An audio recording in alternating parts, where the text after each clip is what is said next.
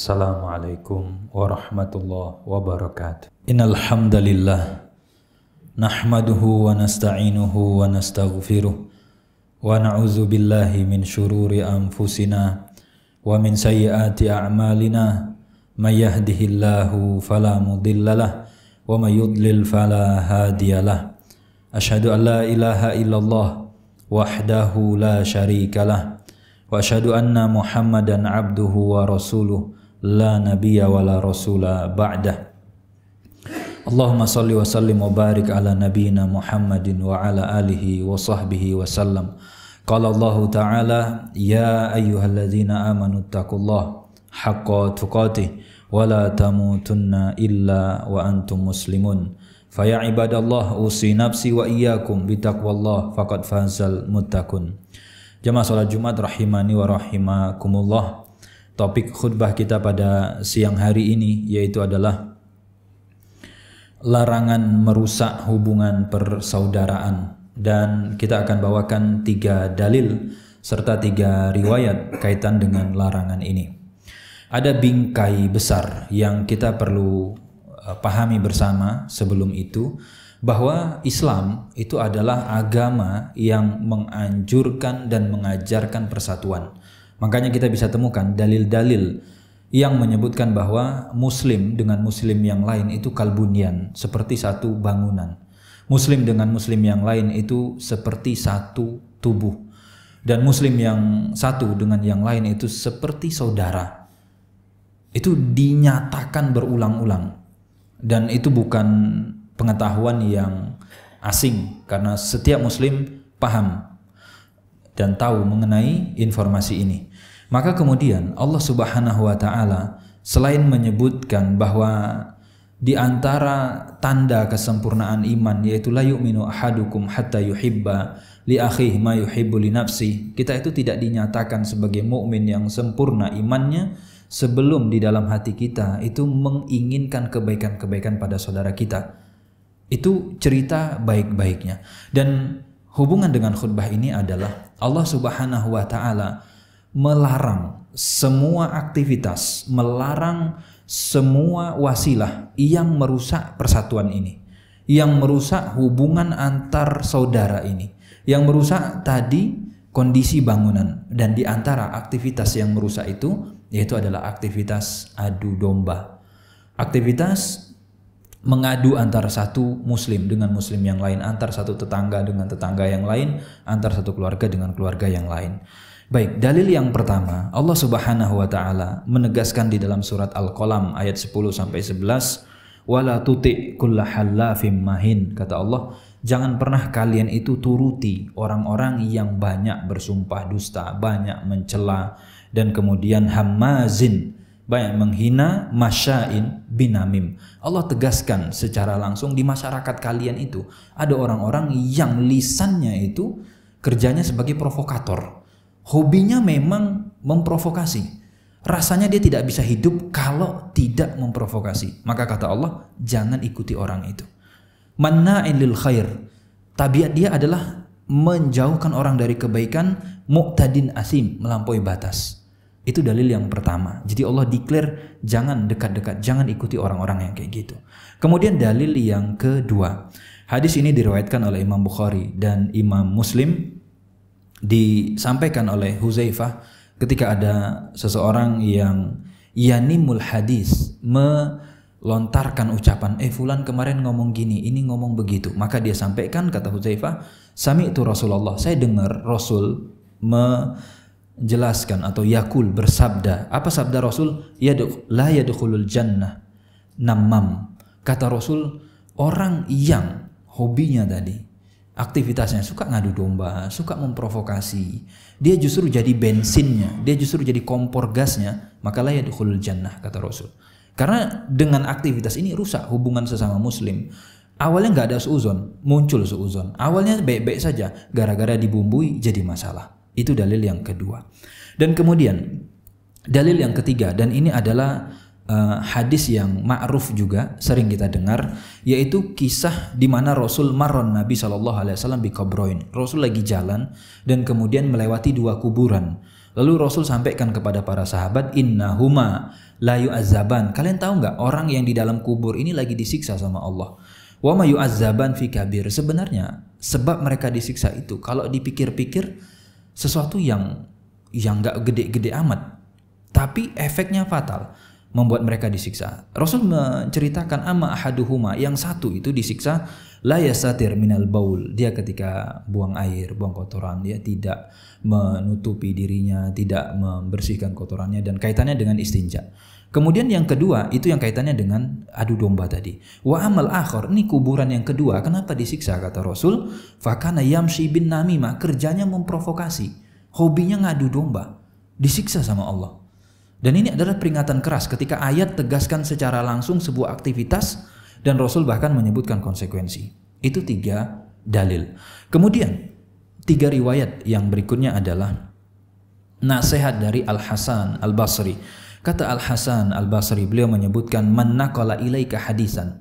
Hati-hati kalau ada orang datang ke kita kemudian nyampein, bisikin, kemarin kamu diomongin ini loh, kamu katanya begini loh, begini. Ada orang nyampaikan omongan orang lain kepada kita, maka fa'alam annahu, hati-hati kata Hasan Al-Basri, orang ini punya tabiat yangkul ila ghairika hadisak.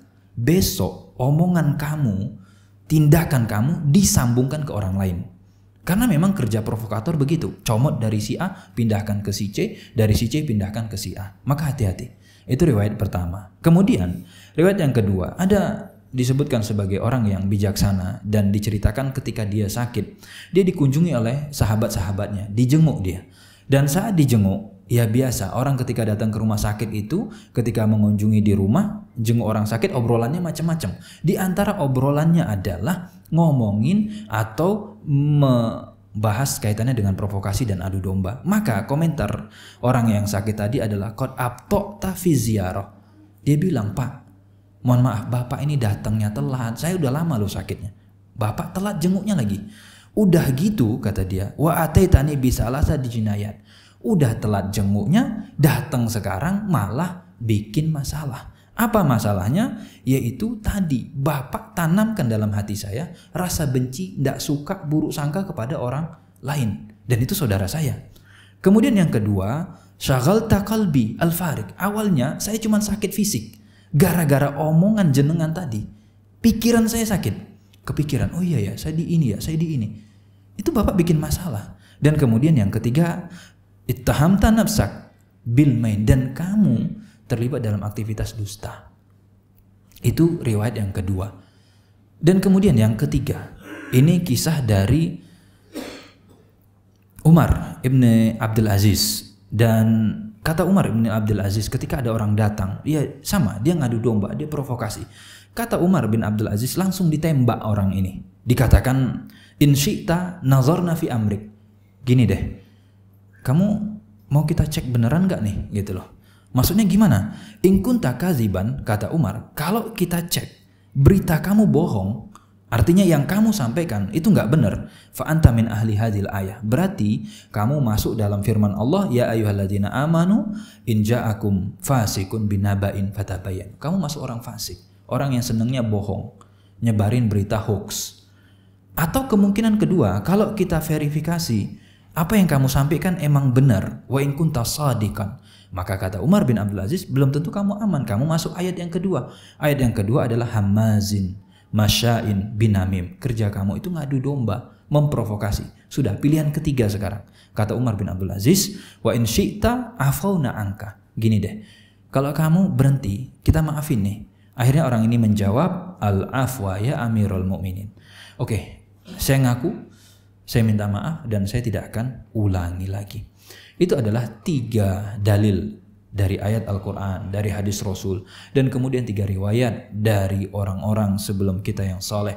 Dan semuanya sepakat bahwa gibah, namimah atau adu domba, memprovokasi, itu efeknya fatal, merusak hubungan kaum muslimin. Orang jadi awalnya baik-baik saja jadi semakin benci. Awalnya biasa, gara-gara ada lisan-lisan yang tajam, makin parah hubungannya. Dan jamaah salat Jumat rahimani wa rahimakumullah, bentuk adu domba itu tidak mesti dengan omongan, bisa dengan tulisan, tidak mesti offline, online pun bisa. Maka hati-hati ketika kita di grup WA atau kemudian kita punya media sosial, nge-share hal-hal yang itu memantik dan memicu keributan. Apalagi kita mungkin satu kompleks, maka hati-hati kalau di kompleks atau di masyarakat ada orang-orang yang hobinya adu domba. Senengnya itu kalau masyarakat ribut. Kalau nggak ribut sepi dia, nganggur.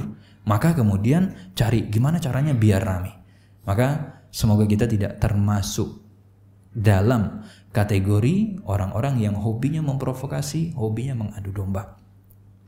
Aku qouli hadza astaghfirullah li wa lakum wa lisairil muslimina min kulli dzamb fastaghfiruh innahu wal ghafurur rahim.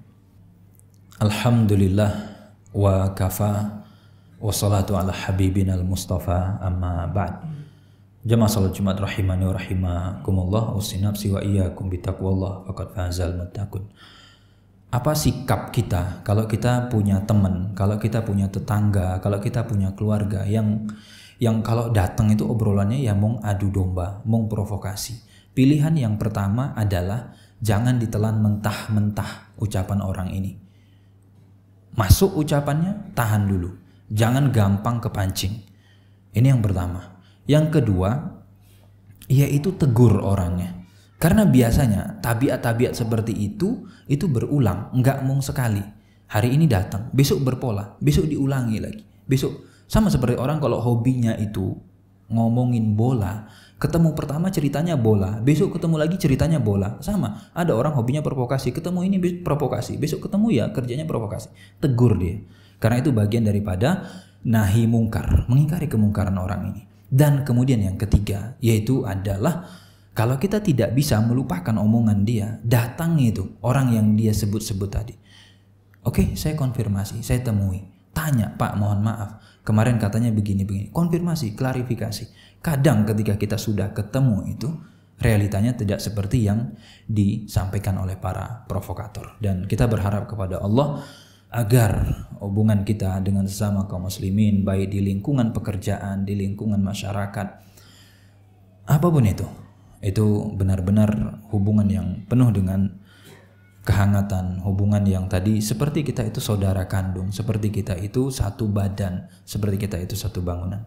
Innallaha malaikatahu yusholluna 'alan nabi ya ayyuhalladzina amanu shallu 'alaihi wa sallimu taslima. Allahumma shalli 'ala Muhammad wa 'ala ali Muhammad kama shallaita 'ala Ibrahim wa 'ala ali Ibrahim innaka Hamidum Majid. Allahumma barik 'ala Muhammad wa 'ala ali Muhammad kama barakta 'ala Ibrahim wa 'ala ali Ibrahim innaka Hamidum Majid. Allahumma ighfir lil muslimin wal muslimat wal mu'minin wal mu'minat al ahya'i minhum wal amwat innaka sami'un qaribun mujibud da'wat ya qadhiyal hajat. Rabbana la tuzigh qulubana ba'da idh hadaitana wa hab lana min ladunka rahmah innaka antal wahhab. Allahumma a'inna ala zikrika wa syukrika wa husni ibadatik. Allahumma a'inna ala zikrika wa syukrika wa husni ibadatik. Rabbana atina fid dunya hasanah wa fil akhirati hasanah wa qina adzabannar. Aqimussalah.